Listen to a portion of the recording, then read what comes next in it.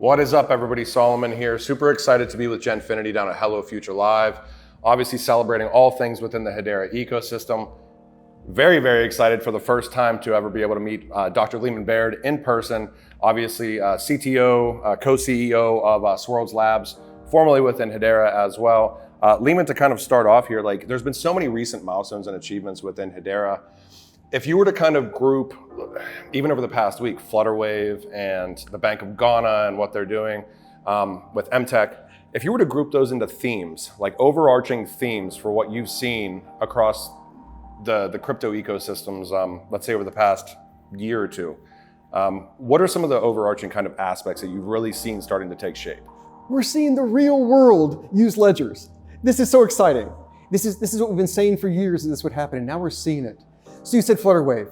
So we have real people's lives in Africa are going to be changed by using Hedera to actually do something. Cross-border remittances, which is a horribly hard problem, and they're solving it. That is exciting. You have people that are doing tracking things like the Atma project, which is giving us 1,000 TPS. Every second, doing 1,000 transactions. But what it does is it lets you track objects, and then you can do things like watch them go through the supply chain. You can track their provenance. You can even eventually tokenize them and borrow against them, use them as collateral. All sorts of things become possible that wouldn't be possible now. Yeah. I talked to a lady who tokenized her house and has a whole new business model where you don't have to get a mortgage, nor do you have to buy the house. Instead, you sell the tokens and then you pay rent and it splits up automatically to the people holding the tokens. Wow. Oh, it's just crazy. What we are seeing is real world adoption now in ways that make possible things that weren't possible before. That's kind of the theme I see of where the industry is, and Hedera is right at the front of this, and I just love it. I just love what's happening.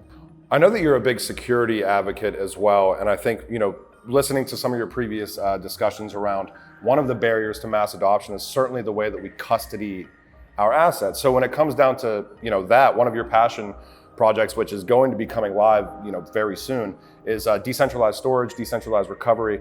Can you give any updates on those aspects? Yes. So we have a lot of people now that are working together on this. This is not a Leemon project or even a Hedera project. This is for the entire blockchain industry, but also beyond that to things like password keepers. Any secrets in your life, keys for a ledger or keys for an identity or keys for passkey to talk to websites or passwords, lists of passwords, or anything you have a secret, your grandmother's recipe, anything you have a secret you want to be able to store. You don't want to give it to a custody provider who's going to maybe steal it, like we've had problems with that. There's court battles going on right now about that. But you also don't want to just keep it on your phone. If you lose your phone, you lose everything in your life. Yep. You've got to have it split up into pieces and multiple helpers hold your pieces, and your phone checks with them every night to make sure they still have it. That's really important. And then you need standard internet protocols to do that so that a wallet on Hedera and a wallet on a different ledger and a password keeper on something else can all interoperate. That's what we need. 100%. I'm going to shake it up a little bit here because obviously HelloFutureLive is a community-driven event, and 2 days before this event, I actually polled the community and got as many questions as I possibly could and kind of consolidated them. This one you might find a little bit funny, and this is from Michael, and it's Hederian for Life. He asks, what other math problems are in the queue to be solved, and what kind of significance do they hold? And then he says, ... I know Leemon has a list of math problems to be solved. I do. So I've been working on fractals for a decade or so, a new kind of fractal. I'm trying to work out how you do actual computer graphics with it. I think it has some advantages over the standard ways of doing computer graphics. Wow. So that's a math problem I'm working on. There's math problems related to communication with radio without being jammable. Mm-hmm. There are math problems that are just pure math, like the Collatz problem, which mathematicians always call the problem no one should ever work on. Okay, yeah. Well, I'm working on it. Just fun things like that. That's awesome. Orbis86 asks, we're talking obviously like as innovation continues to occur, there's obviously some barriers to innovation across the board. Orbis86 and Sonia asks, what are the primary hurdles the Hedera network and the space as a whole are facing right now? So the hurdles for our industry as a whole includes regulatory clarity. That's a big one. Getting this to be easy enough for mainstream people to use. You have to have easy to use software. You have to have it invisible wherever possible, where it just happens. You're playing a game and you get some asset and then you're able to sell it. You don't know you created an NFT. You need DREC. You need to make sure that your keys can be recovered. You need identity decentralized identity, where you control your identity and use zero-knowledge proofs to prove to people. These are the pieces that we need for mainstream adoption, and they're all being built right now in Hedera, and I'm excited about pushing all of them forward because that's what we need. We're a little enthusiast group, but we needed to make it mainstream. 100%. Kevin Cage asks, of the Hedera network services, so Hedera Consensus Service, Hedera Token Service, smart contracts, the file service, I don't know if this is an official service yet, but obviously the stablecoin studio aspects, I think, coming out of MTech, things like that. What is the most popular for enterprise customers today? And is there any service in particular you think will drive the most utility for the ecosystem moving forward into the future that might not be as popular right now? HTS and HCS, tokens and the consensus service, which is a way of putting messages that get sort of notarized. It's like a notary public. Those two are getting huge traction. Tokenization is big. Everything of value in the world is going to end up being tokenized. It just really is where we're headed. And as I said, we're seeing huge uses now for cross-border payments, for tokenizing real-world assets, allowing you to borrow against them, all sorts of interesting things. But then the HCS, which is almost unique to our ledger, is being used to track things and give provenance of things and use the fact that you can immutably store things forever for an entire 10,000th of a US dollar. Yep.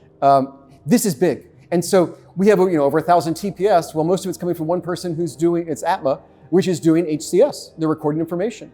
But we also have a quarter of the fees coming from a whole bunch of other things, many of them HTS. Wow. And so we're seeing both. That's great. Yeah. Okay, so Coinman the H Barbarian asks, at the beginning of the year, Leemon, and I think you mentioned this on one of the Genfinity Twitter spaces, Leemon and Mance mentioned that they were going to start a technology podcast together. Are you and Mance still planning on doing that podcast together? We are. Okay. So we had to build a studio at the office to do this, and we have been traveling a lot. And we actually have it on our calendar right now to start recording the First Principles videos. So that's the podcast name will be First Principles. Yeah. That's It'll be awesome. a series of discussions of just videos of the two of us talking about a topic, and wide-ranging, not just from our industry, wide-ranging. I think as well, I know that we've seen Dell kind of join the governing council. I think that was the most recent governing council member to join. Is there any updates or any things in the pipeline right now? I know without kind of disclosing anything under NDA maybe, but should we expect to potentially see more governing council members before the end of the year maybe? I never know dates. The problem is that we're dealing with big organizations and they move really slowly. But we have a long pipeline of lots of organizations in that pipeline. And I am very excited about the names in that pipeline. I'm sorry we can't talk about the names, but these are names you know.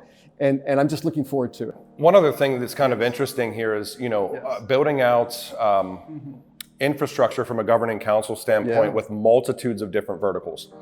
So it's almost like it's its own entire economy. So you've got, I can think DLA Piper, or I can think, across the board, there's so many different use cases from governing council members, or what these companies are actually doing. Was that by intent, or is it to make sure that almost everything is tackled, and should we expect to see that trend maybe continue with more governing council members? It is definitely of intent. The intent is that the council members themselves use the network. That's why they want to govern it. They want it to go well because they're building on it. And it is the intent to have the council members highly diverse, spread around the world in different industries doing different things. Well, if you have those two things together, then that just implies that the use cases will be very diverse. If they're coming from council members and the council members are diverse, the use cases will be diverse. And I love what we're seeing. You said Toko, and there's Aberdeen, which is tokenizing this enormous security tokens. And you have the Atma project from Avery Dennison, which is doing the 1,000 TPS. We have a lot of different projects coming from our council members. I love them. Yeah, and we actually interviewed Aberdeen, I think maybe it was a month and a half ago or so. And for those of you that don't know, Aberdeen obviously tokenized. It was either a 10 or a 15 $1 million or £1 million Lux Money Market Fund, leveraging ARKAX, and ARKAX leveraged the Hedera network. Okay, so on top of that as well, Eric Cobalt XRP asks, so we've got a question from the XRP community for Hedera. What are you most looking forward to for 2024 and 2025? Outside of the Hedera ecosystem, are there any other networks that you find interesting with what they're building out from a use case or utility standpoint? Yes. So first of all, yes, I find other ledgers interesting, and I find the industry as a whole interesting. We are an industry in its infancy. And so the industry as a whole is going to expand outward and dominate the planet. I mean, really, every part of society is going to have ledgers as part of it. And so I'm very excited about the other members of our industry. And so I actually make a very real effort not to say bad things about other blockchains, because you could fight over the piece of the pie, but right now the pie is growing and we have a whole world to grow into. So we wouldn't be wanting to fight with each other. So I think that is good. I think in the next couple of years, we're going to see more and more of these real world applications. We're seeing this right now. I love that we're seeing that. We're going to see more features in our ledger. We're going to see more council members. We're going to see more of the community creating new projects and new kinds of things that we haven't even thought of. We're going to see a lot over the next 2 years, I think. I guess for me too, you mentioned that you travels. You and Mans, Harmon, have been traveling just so much recently. But can you just maybe touch base on the importance of that travel, of actual real world networking in the face-to-face aspects? Even though we're all going digital, everybody still travels and meets people face-to-face. How important is it to actually get into those discussions in a room with people rather than just doing it digitally? It is amazing. So for a year and a half, we were all locked up in prison and had to do everything by Zoom. Yeah. And starting at the end of that year and a half, I have been on the road the whole time and I meet people in person. And honestly, it's night and day. It really is, right? You connect with people so much better in person. If you have meetings in person, you accomplish more over your coffee breaks, the informal discussions, than you ever would in a Zoom call. Sure. And it's very hard. We did try to have informal Zoom calls and play games on Zoom calls. It's just, you can't make an electronic water cooler through a Zoom call. Yeah. And anyway, yes, being in person is important, which is presumably why you're sitting here with me right now and not interviewing me over Zoom. 100%.